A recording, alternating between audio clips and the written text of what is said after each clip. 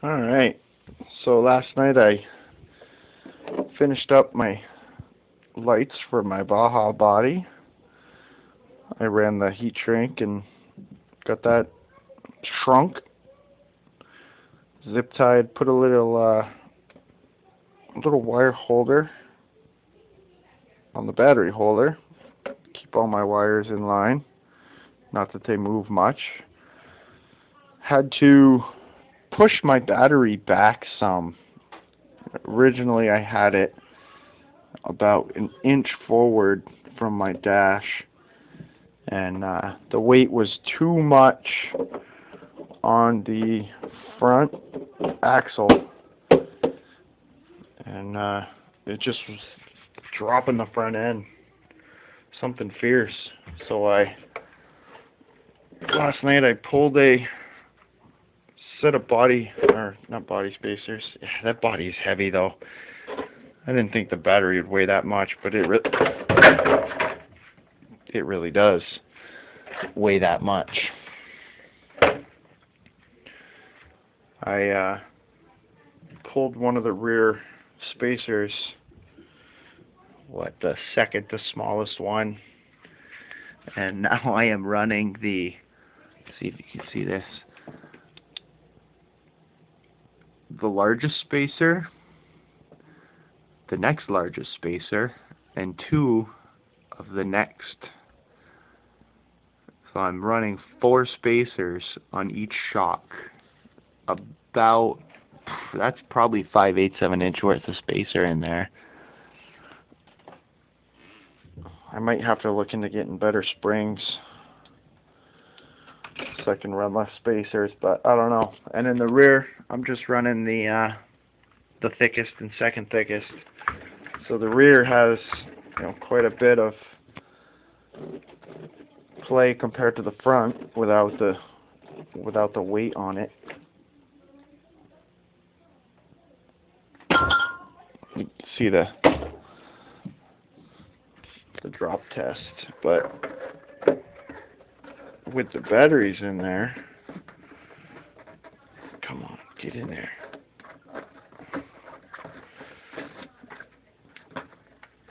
With the batteries, or battery,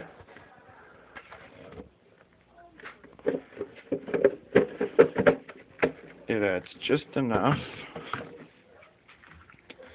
bounce in the front end to keep it up riding level with the rear end.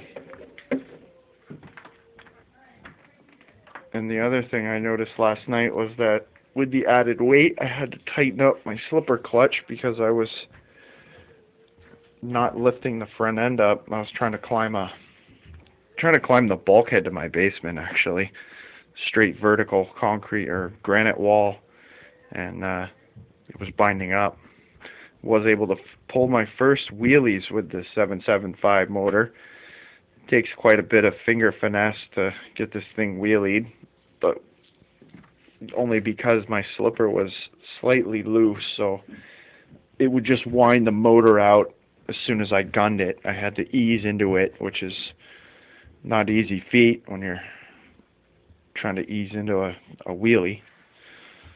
But I tightened up my slipper clutch about a third of a turn, so we'll see how that goes. It should make wheeling a little bit easier, and should make climbing a little bit easier, because I noticed a couple times I was binding and the slipper was just slipping away. But other than that, there was something else, but I don't remember offhand what it was now. I want to test it in water. I want to dip it into a cup, I think. I'm not sure yet. Just run it under my sink, I guess, huh? But I need to put this thing on a scale, because, boy, it's pushing the weight now. I also did lower the front end of the body. I notched. You see a notch there underneath the headlights. I ran a file and notched it out just a little bit, because as any Emax owner knows, the bumpers love to move and come up on you. And also too, it gave me the clearance inside the bumper now to where I'm not getting a shadow off the top of the bumper on my lights. I noticed last night that I was getting a shadow, so lowered it down and have a good projection now. Earlier today I came downstairs and I hooked the battery up to the lights and I left them running. I ran my lights last night between testing and my 15-minute run, about, maybe 20 minutes total last night. I had that battery running my lights. I ran it again today for an hour straight. I left it, came back, and it was just as bright as when I left. So the LEDs aren't drawing much juice. I think it was a good decision. As heavy as the batteries are, I think it was a good decision to use the rechargeable big 9.6s versus a couple of 9 volts. Just for the ease of, I own these batteries and they're so old it don't matter if they die, because those batteries are all for that truck, and that truck there is like, I think 15 years old. Here's the original Tyco, I think it was Nico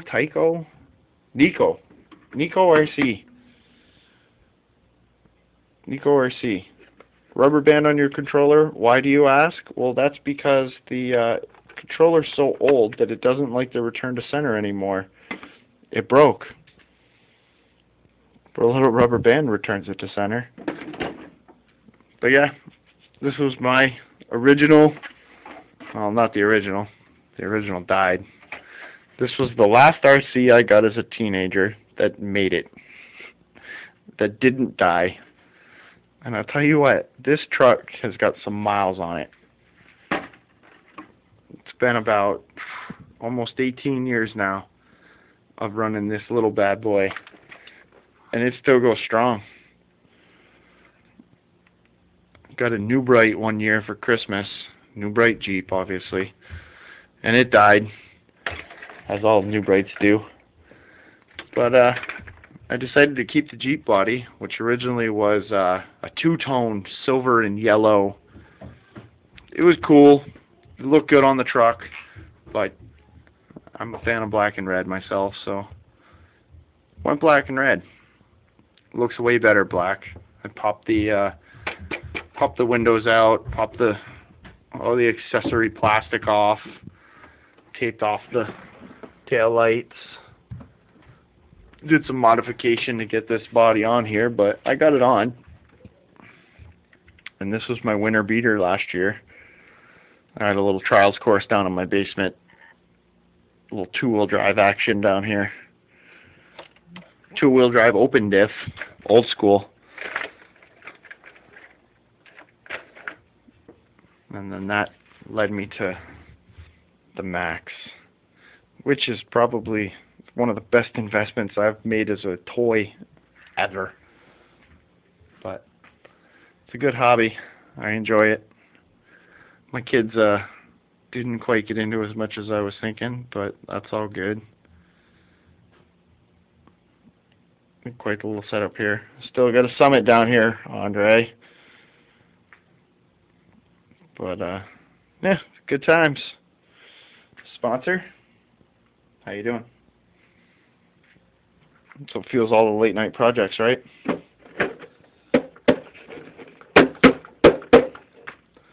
This weekend I'm going out, trying to get Dre with his Summit so we can go out and do some bashing. I want to see how the new battery in the front end adds to my crawling ability. And locked up the diffs with some silly putty, so we'll see how that goes too. But hopefully soon we'll have a run video. Over and out.